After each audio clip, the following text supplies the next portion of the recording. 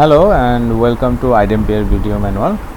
আমরা এই ভিডিওতে দেখব কিভাবে সেলস অর্ডার এগেনস্টে কাস্টমারকে আমরা প্রোডাক্ট শিপমেন্ট করব। এর আগে আমরা ভিডিওতে দেখেছি কিভাবে সেল অর্ডার করতে হয়, এখন আমরা সেটা কীভাবে কাস্টমারকে পৌঁছে দেব সেটা দেখে নিচ্ছি। সো ফার্স্টে আমরা লগ ইন করে নিই। লগ ইন করার পর আমরা চলে যাবো আমাদের শিপমেন্ট উইন্ডোতে। এখানে শিপমেন্ট লিখলেও হয় বা এখানে আমাদের কোড টু ইনভয়েসের আন্ডারে সেলসের জন্য যা প্রয়োজন সব আছে। এই যে sale order, shipment, invoice. So আমরা অর্ডার করে ফেলেছি, এখন শিপমেন্ট করব। শিপমেন্ট করলে ফার্স্টে আমরা শিপমেন্ট উইন্ডোতে আসবো। শিপমেন্ট উইন্ডোতে আসার পরে এখানে আমি নিউ দিব। নিউ দেওয়ার পরে এখানে শিপমেন্ট প্রসেসটা অনেক ইজি। আমরা এখানে জাস্ট এখানে দেখতে পাচ্ছেন একটা অর্ডার। এই অর্ডারে যে সেল অর্ডার নাম্বারটা, সেইটা নাম্বারটা বসিয়ে দিলে বা আপনি চাইলে এখান থেকে সার্চ করে যে সেল অর্ডার এগেনস্টে শিপমেন্ট করতে চাচ্ছেন সেই সেল অর্ডারটা আপনি সিলেক্ট করে ওকে দিলেই আপনার সব ইনফরমেশন সিস্টেম অটোমেটিক ছেড়ে দেবে। আপনি এখানে দেখতে পাবেন যে এখানে আমার যে একটু আগে যে সেল অর্ডারটা করেছি স্ট্যান্ডার্ড কাস্টমারকে, সেটা শো করছে। আপনি যদি 20টা সেল অর্ডার করে থাকেন, যদি সেগুলো শিপমেন্ট না করেন, সবগুলো এখানে আপনাকে সিরিয়ালি শো করবে।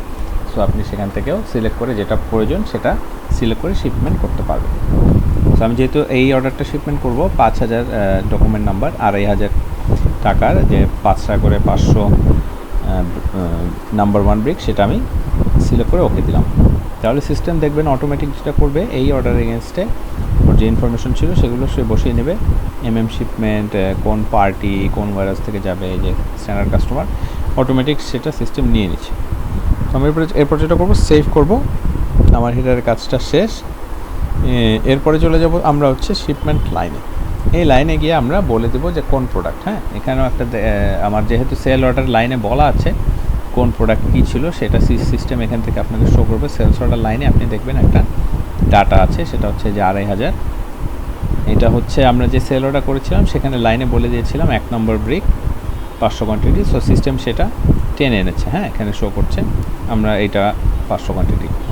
এরপর আমরা এটা সেভ করব। হ্যাঁ, এখন আমার যদি 2টা প্রোডাক্ট থাকতো সেল অর্ডারে, তাহলে আমার এখানে কিন্তু 2টা লাইন শো করতো। পরের লাইনে আমি আরেকটা প্রোডাক্ট যদি এখন শিপমেন্ট করতাম, তখন আমি এখানে আবার সেমভাবে নিউ দিয়ে এই যে লাইন নাম্বার 20-এ আমি আমার এখানে যে সেল অর্ডার লাইন থাকতো সেটা 2 নাম্বার যেটা পরেরটা, সেটা সিলেক্ট করে দিলেই হতো। হ্যাঁ, যেহেতু নাই একটা প্রোডাক্ট, সো আমরা একটা প্রোডাক্টই করছি। সো আমি এখানে সেভ করে ফেললাম শিপমেন্ট লাইন। এরপরে আমার যেটা করতে হবে, এখানে এসে এটা আমার কমপ্লিট দিয়ে দিতে হবে। হ্যাঁ, আমার এখানে শিপমেন্টের কাজটা শেষ। এই নিচে আসলে আপনি এখানে দেখবেন কমপ্লিট বাটন দেওয়ার পরে এখানে একটা পোস্টিং করবে অ্যাকাউন্টিং। আমি সেটা একটু আপনাদেরকে বলছি। কমপ্লিট করলে যেটা হবে, এখানে আমার একটা পোস্টিং করবে, যেহেতু প্রোডাক্ট চলে যাচ্ছে ইনভেন্টরি, সো ইনভেন্টরি ক্রেডিট হবে এবং কস্ট অফ গুডস সোল্ড, যেহেতু এটা শিপমেন্ট, এটা কস্ট অফ গুডস সোল্ড যেটা, সেটা ডেবিট হবে। 2টার প্রাইসই কিন্তু হবে অবশ্যই কস্ট প্রাইসে। অর্থাৎ আপনি যে প্রোডাক্টটা বিক্রি করছি, সেই বিক্রি করার যে প্রোডাক্ট, সেটার যে কস্ট অফ গুডস সোল্ড, যেটা তৈরি করতে খরচ হয়েছে বা পারচেস করতে যে খরচ হয়েছে, সেই কস্ট প্রাইসটা আপনাকে শো করবে। এটা কিন্তু সেলস প্রাইস না, এটা কস্ট প্রাইস।